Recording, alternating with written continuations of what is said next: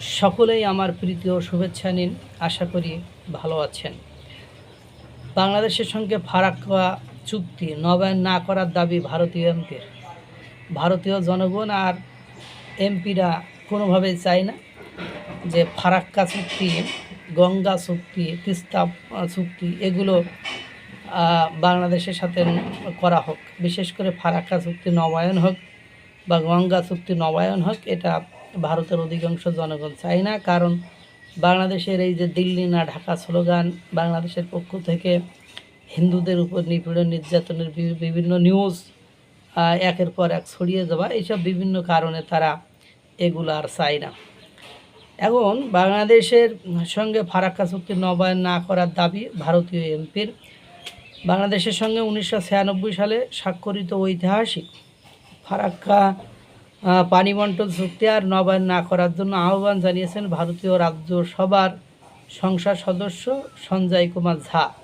আসন্ন 12ই ডিসেম্বর এই চুক্তির মেয়াদ শেষ হতে যাওয়ায় প্রেক্ষাপটে বিহারের নিজস্ব পানি নিরাপত্তার দোহাই দিয়ে তিনি এই দাবি জানান।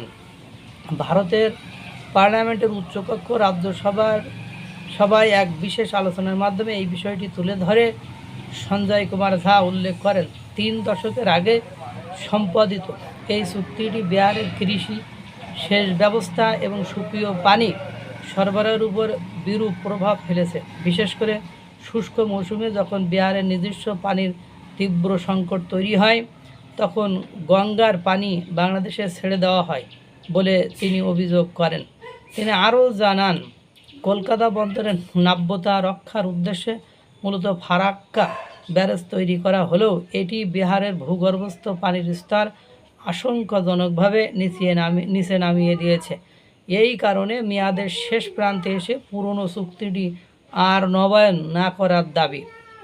বিহার সরকারের নিজস্ব পূর্বাভাসের কথা উল্লেখ করে তিনি জানেন, 2050 সাল নাগাদ রাজ্যের জন্য প্রায় 2000 কিউসেক অতিরিক্ত পানির প্রয়োজন পড়বে।